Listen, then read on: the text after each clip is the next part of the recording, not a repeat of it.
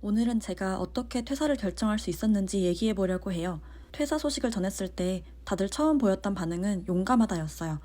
그런 반응을 들었을 때 처음에 되게 놀랐어요. 저는 제가 용감한 사람이라고 생각해 보진 않았었거든요. 근데 용감하다는 건 두려움이 없는 상태로 결정을 내리는 게 아니라 두려움이 있는데도 불구하고 그런 선택을 내리는 거더라고요. 그래서 제가 어떻게 이런 용기 있는 결정을 내릴 수 있었는지 곰곰이 생각해 봤고, 제가 두려움을 감내하고서라도 이런 결정을 내리게 해준 질문들을 오늘 한번 공유해 보려고 해요. 일단 표면적이고 실질적인 질문들 5가지를 던졌어요. 첫째, 나의 신체 건강과 정신 건강이 안녕한가? 일단 제 상태는 많이 우울했고 항상 긴장 상태였어요. 아침에 일어날 때도 심장이 너무 두근거려서 누군가에게 쫓기듯이 잠에서 깨는 게 일상이었어요. 일하고 있는데 숨이 막혀서 패닉이 온 적도 있고 화장실 가서 운 적도 있었어요. 그런 신체 반응들이 저에게는 가장 큰 경고였던 것 같아요. 나름대로 해결해보려고 운동을 좀 배웠어요. 수영도 배우고 홈트도 하고 저녁마다 산책도 하고 심리상담도 받고 명상도 하고 정신건강에 대한 팟캐스트도 듣고 우울증 관련된 책도 읽으면서 거기서 하라는 것도 다 해보고, 근데 건강이 무너져버리면 어느 순간 회복이 안 될 것 같아서 건강을 가장 먼저 챙기고 싶었던 것 같아요. 이전 직장을 같이 다니던 동기도 퇴사를 했다고 했는데 나중에 말해줘서 알게 된 거지만, 회사에서 너무 업무 스트레스랑 사람 스트레스를 많이 받아서 공황장애를 겪고 약까지 먹고 있었다고 고백하더라고요. 그렇게 힘든지 몰랐는데 알아주지 못해서 미안했어요. 근데 퇴사를 하고 나니 세상에 이 회사만 다녀야 한다는 선택지만 있는 게 아닌데 왜 그렇게 미련하게 붙잡고 있었는지 모르겠다고 하더라고요. 두 번째, 생계 유지비가 있나? 당장 그만두고 먹고 지낼 공간과 돈이 있는가? 혹은 방법이 있는가를 생각해 봤어요. 그래도 생존은 해야 되니까요. 사람마다 다르겠지만 최소 1년간 생활할 비용이 있는가? 라는 질문을 던졌고, 저 같은 경우에는 지난 5년이 좀 넘는 시간 동안 회사를 다니면서 모아놓은 돈이 있었기 때문에 이 질문은 패스했어요. 세 번째, 이 일이 나의 성장과 발전에 도움이 되는가? 저는 제가 하는 일에서 어느 정도 보람을 찾고 싶었어요. 저는 지원부서에서 일했었는데 내가 어떻게 일하느냐에 따라 회사에 돈이 더 들어오거나 내 성과를 인정받을 수 있거나 하는 여지가 거의 없었고, 단순 보고서 작업이나 오퍼레이션성 업무가 많았어요. 아무리 생각해도 언젠가는 충분히 자동화될 수 있는 일이다 보니 불안하더라고요. 전략적인 생각이나 기획을 요구한다기보다는 절차와 규정을 잘 외우고 그것에 틀어지지 않게 원칙대로 실행하는 업무 위주였어요. 특히 대기업에서 일하다 보니까 인간의 부품화가 어떤 건지 좀 뼈저리게 느꼈던 것 같아요. 저는 그런 분위기를 좀 견디기 힘들어했던 것 같고요. 하고 싶지 않은 일에서 잘하려고 애쓰느라 인생을 낭비하는 것만큼 어리석은 일이 어디 있겠는가? 라는 말을 어딘가에서 읽었는데 제가 그러고 있었다는 생각이 들더라고요. 네 번째, 나의 소프트 스킬과 하드 스킬에는 뭐가 있는가? 저는 문과이다 보니 항상 이렇다 할 하드 스킬이 없는 게 열등감을 느끼는 원인 중에 하나였던 것 같아요. 하지만 내가 이렇게 부족함을 느끼는 부분이 있다면 지금이라도 채우면 되는 게 아닌가? 라는 생각을 했어요. 계속 그걸 열등감으로 끌어안고 사는 것보다는 개선시키려고 지금부터 노력하다 보면 조금씩 더 나아지겠거니 하면서요. 다섯 번째, 부양해야 할 대상이 있는가? 우선 저는 가정이 있어도 충분히 이런 결정을 내릴 수 있다고 생각해요. 그런 분들도 많이 봤고요. 다만 저는 싱글이고 자녀도 없고 제 앞으로 있는 빚도 지금 없는 상태인데 이 상태의 장점에 대해 다시 한번 재평가해본 것 같아요. 언젠간 저의 책임들이 더 커지는 순간이 오겠지만 지금 상황을 파악해보니 당장 거리낌 없이 나만을 위한 결정을 내리기에 최적의 시기라고 느꼈어요. 부모님이 좀 마음에 걸리긴 했지만 나중에는 이런 결정이 더 힘들어질 것 같았거든요. 그 다음 5가지는 조금 더 깊은 생각을 요구하는 질문들이에요. 여섯 번째, 가장 두려운 건? 내가 두려움 때문에 뭔가를 안 함으로써 잃고 있는 건 뭔지 한번 생각해 봤어요. 이 선택을 했을 때 벌어질 수 있는 최악의 상황은 무엇인가?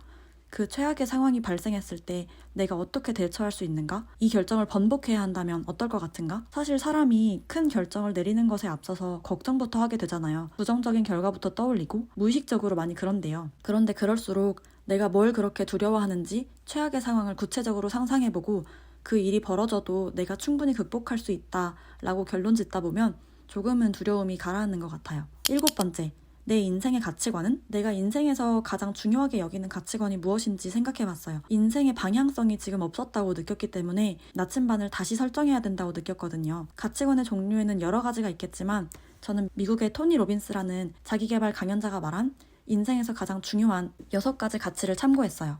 첫 번째, 확실성, 안정감. 두 번째, 불확실성과 다양성. 세 번째, 중요하다는 느낌. 네 번째, 사랑. 5번째, 성장. 6번째, 기업. 토니 로빈스는 모든 사람들이 이 6가지 가치관 중에 자신에게 가장 중요한 2가지 가치를 고르고 그대로 살아간다고 말을 했어요. 특히 주로 확실성과 안정감, 그리고 중요한 사람이라는 느낌을 우선순위로 두고 살아간다고 하더라고요. 근데 저는 이 중에 생각해보니 조금 더 불확실성과 다양성, 그리고 성장에 가치를 두는 삶을 살고 싶었어요. 그러니까 당연히 괴리감을 느낄 수밖에 없었죠. 8번째. 내가 원하는 미래의 나의 모습은? 앞으로 20년 후의 제 모습을 상상했을 때 지금과 같은 모습 그대로 살고 싶지는 않았던 것 같아요. 평일에 일하고 주말에 가끔 친구 만나서 비싼 음식 먹고 쇼핑하고 가끔 여행하면서 스트레스도 풀고 그 도돌이표를 다시 반복하기는 싫었던 것 같아요. 내 인생이 이게 다일 리는 없다. 그 생각이 머릿속을 떠나지 않았어요. 대신에 그때 그만둔 게 진짜 신의 한 수였지. 라는 모습을 상상했어요. 인생이 재미있는 에피소드로 가득 차고 도전도 하고 깨지기도 하면서 좀 더 내공을 쌓고 싶었어요. 그리고 나중에 자녀들이 생겼을 때 더 해줄 수 있는 이야기가 많지 않을까라는 생각을 했어요. 같은 맥락에서 1년 후에 뒤돌아봤을 때 오늘 시작하지 않았더라면 후회할 일은 무엇인가? 내가 죽음 앞에서 어떤 걸 후회할 것인가? 라는 질문을 던졌어요. 브로니 웨어라는 작가의 죽을 때 가장 후회하는 5가지라는 책에 다음 5가지를 사람들이 죽을 때가 돼서 가장 후회한다고 해요. 이런 걸 참고하다 보니 조금 더 제가 원하는 삶의 모습이 명확해졌던 것 같아요. 9번째. 지금 아무것도 하지 않았을 때의 리스크는 무엇인가? 아무것도 하지 않는 것이 안전하게 느껴질 수는 있지만 하지 않기로 선택하는 것 또한 또 다른 결정이더라고요. 그리고 제가 이 결정을 하지 않음으로써 내가 미처 알지 못한 수많은 기회들이 사라질 수도 있는 거였어요. 한 친구가 그런 얘기를 해줬어요. 눈앞에 수많은 케이크 있다. 너는 지금 케이크 하나만 맛봤던 건데 똥맛 케이크였던 거다. 근데 아는 맛이 그거 하나라고 익숙하다고 계속 그것만 찍어 먹고 있을 거냐? 아니면 저 밖에는 초콜릿 쉬폰 케이크도 있고 딸기 생크림 케이크도 있고 블루베리 치즈케이크도 있는데 그런 다른 맛들이 있는지 확인해보고 싶지 않냐? 편하고 확실한 똥맛 케이크를 더 이상 먹지 못하는 리스크와 내가 아직 맛보지 못한 맛들을 놓치는 거, 둘 중에 어느 리스크를 선택할지의 문제라고 생각하니 어떤 선택을 하는 게 옳다라는 기준이 조금 더 명료하게 느껴졌던 것 같아요. 사실 똥에다가 비유한 건 조금 과장된 표현이긴 한데 말의 요지는 잘 전달되었을 거라고 생각합니다. 10번째. 이 결정에 대해 얼마나 확신이 있고 애초에 얼마나 확신이 필요한가? 우리는 대체로 너무 많이 분석하고 또 생각을 하게 되는 것 같아요. 뭔가를 시작할지 결정할 때 이게 나에게 이런 결과를 줄까? 라는 생각을 먼저 하고 두려움이 먼저 앞서잖아요. 사실은 그렇게 결정함으로써 새로운 스킬을 얻을 수도 있는 거고 몰랐던 사람들을 만날 수도 있는 건데 확신이 없으니까 주저하게 되는 것 같아요. 그런데 100%의 확신을 얻을 때까지 기다린다면 평생 그 일을 시작하지 못할 수도 있다는 생각이 들더라고요. 기다리기만 하다 보면 어떤 결정도 못 내릴 것 같았어요. 어느 순간에는 30% 정도의 확신만으로도 충분하다는 생각이 들어요. 어차피 모든 걸 다 알고 결정을 내려도 생각과 다른 방향으로 가는 게 인생인데? 라는 생각을 했어요. 마지막으로 우선순위의 법칙이라는 책에 나오는 그만두는 것에 대한 알고리즘을 소개드리고 마치려고 합니다. 이 책은 미국의 청취자 1위 팟캐스트인 Diary of CEO의 호스트인 스티브 바틀렛이라는 사람이 쓴 책인데요. 다음 그림을 참고해주시면 좋을 것 같아요. 단순한 도식이긴 한데 알고리즘을 통해서 내가 지금 어떤 결정을 내려야 될지 조금 더 명확하게 보이는 것 같아요. 오늘 제가 말씀드렸던 얘기는 꼭 퇴사라는 결정이 아니라고 하더라도 인생의 어떤 중요한 결정들, 큰 결정들을 내릴 때 어느 정도 도움이 되는 질문들이라고 생각을 합니다. 누군가에게는 이 영상이 결정을 내릴 때 도움이 되는 영상이 되었으면 좋겠습니다. 그러면 영상 시청해주셔서 감사합니다.